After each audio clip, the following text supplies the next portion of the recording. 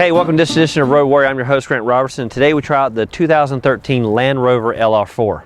Now, if you're not familiar with the LR4, basically it's a discovery that's been around for years. And now what you may be more familiar with is, of course, National Geographic and those safari adventures that you see on there where the people are chasing elephants, cameras out, and all that stuff like that. Now, we have it in the wilderness setting here to kind of confuse you into this urban go-getter. Now, basically, overall, it's about 190 inches stretch, 113-inch wheelbase. Now, what I love about this vehicle is it has fairly modest dimensions, but it still offers 3 rows of seating. Now, when you look at the exterior of the LR4, what you're going to notice is the typical profile lines that has been around for years. And what you'll, of course, is the box styling, which has not disappeared at all. And you, of course, notice the raised roofline at the rear end. Now, what that does is, of course, allows you to have more headroom in the back, because once you put a third row back there above the axle, naturally you don't have a lot of area to sink that in. You actually have to raise it up.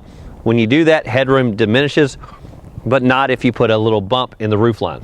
Now, what I love about Land Rover is that they have not entered into other realms like the crossover vehicles and things like that, where they're getting rid of their true traditional styling, this box exterior.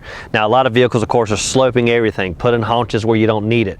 What I love, of course, is a box gives you more interior space and gives you that true rugged SUV look. Now, of course, we're sitting on 19-inch wheels, and this vehicle does have plenty of lift to get up and go. What I'm referring to is this vehicle literally will lower for easier ingress, or actually rise when you're rock crawling through rivers, puddles, whatever it may be. This vehicle will either rise to the occasion or lower.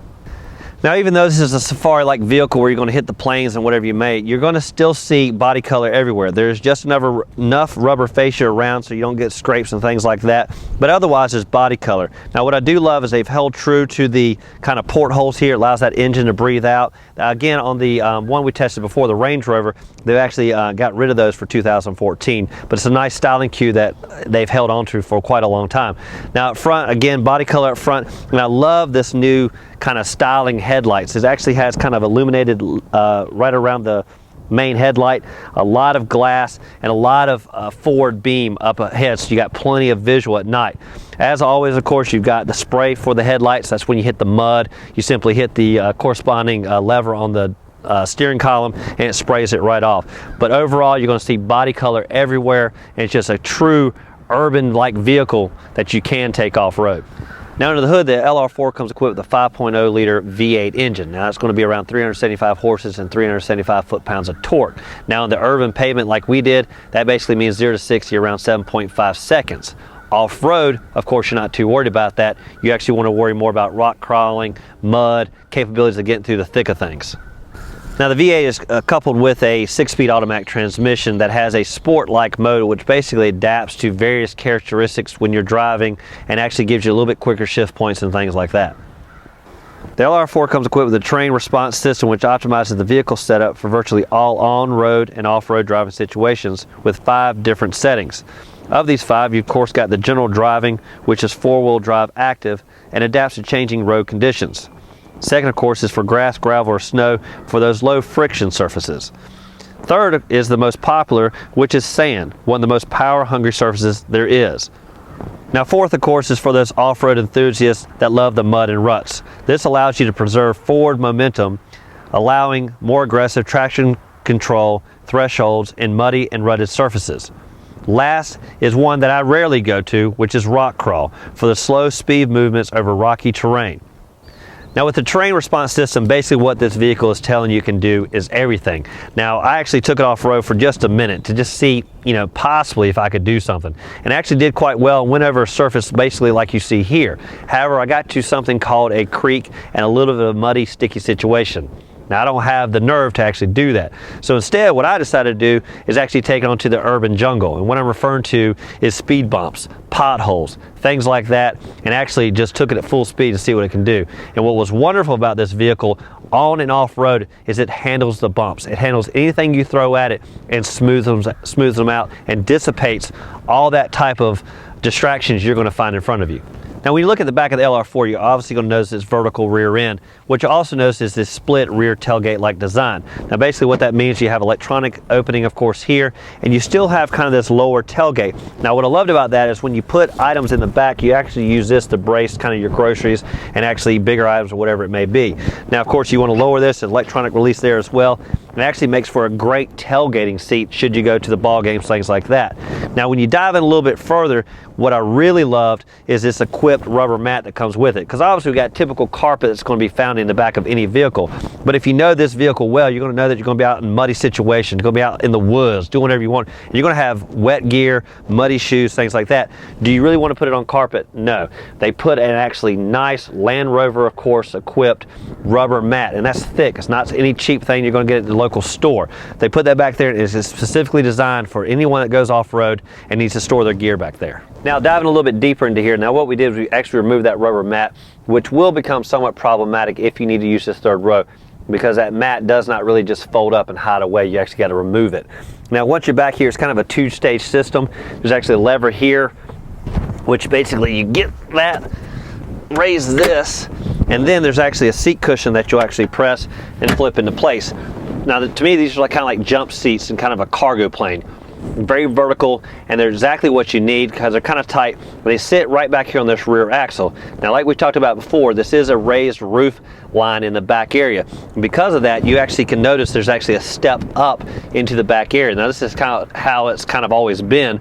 And what that basically means is you've got a little bit of vertical height back here, but does give you a nice little niche to put your feet in. Now with all the seating laid flat, of course, you got about 90 cubic feet from behind the front seats. When you put the second rows in place, that's going to be about 42 cubic feet. Now the biggest compromise in spaces, of course, is when you do put the third row in place, you're only going to have about 9 cubic feet. But what I found, of course, that is just enough space back there, very vertical, and again, with that rear tailgate, you actually have a little niche where you can put things up. If you had that one tailgate system, of course, you put things back there, as soon as you open that tailgate, everything's going to fall right on top of you. Now in the back, what you're going to notice some more of, you're going to notice the cargo spaces. They're nice and deep. You put anything you want in there. And what you'll find is kind of these tie downs, this rear net allows you to secure things when you're bouncing off-road and doing other things. And that's what I love about this vehicle, is it holds true to its roots. It's still utilitarian. It still holds everything you need. It's got this heavy rubber mat, all these great features, but it still has the ergonomics you look for. It has 3 moon roofs. It's got all the leather appointments. Even has a cooler for beverages up front you switch on. So even though you have all this ergonomics and appeal that comes with a high-class vehicle, it still holds true to off-road prowess. Now just one quick thing about these seats, when you fold them down, there's always a lever you got to release. It's actually right here on the shoulder. You lay it down, and what I love is that this front seat is exactly where I need it, and you still have plenty of space for this headrest to fit when you lay it down. Now of course you can tumble it forward and things like that for a total cargo. Now when you're looking at legroom, which is most important, as always, you got plenty up front, around 42 inches up front. Now what's interesting is this is a vehicle that's not much bigger than a mid-size sedan, but we've got 3 rows of space, so there's got to be a compromise somewhere. And actually there's not. In the second row you've got about 37 inches. Now again, that's great, because if you're not losing any more than 5 inches, that's plenty of legroom here. That's what's even better when you get in the back, because of that vertical kind of lift on the seat, you actually drop 1 inch from this row to the third at around 36 inches. Now that's wonderful comfort, because again, your legs are not just stretching out in front of you, they're actually bending with the lift over the rear axle. Now what I love about this, if you're familiar with the Jaguars and the Land Rovers, of course they're the same company, and you're going to notice the same interface right here. It's about a 7-inch screen that houses everything, navigation, easy controls. Again, I find it to be a little cluttered for the size it is. I wish they could simplify some of the controls, but once you learn it, as with every technology, you understand it. Now as for climate controls, the one thing I didn't notice on this vehicle is there's no cooled seats. And of course, if you truly take this safari like over in Africa, you're not going to cool down. You can heat up on those cold nights. Now other than that, you have plenty of clocks on this vehicle. What I'm referring to is the time.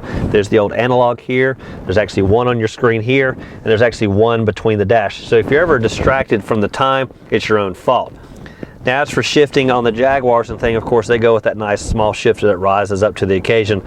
On this straight utilitarian vehicle, you're going to find the old standard traditional shifter. Now there is a manual-like mode, and I wasn't much for that. It may help on some of those sticky situations where you want to lower down, but for handling that situation, of course you dial it in right here. It's going to lock down your wheels. It's going to pick the situation you're in, more or less. Now again, we talked about ease of ingress. That of course is the rise and lowering of this vehicle. What I like to do is lower it every time I get out of it. That way, literally, you just step right in. There's no grabbing the bar and hoisting yourself up.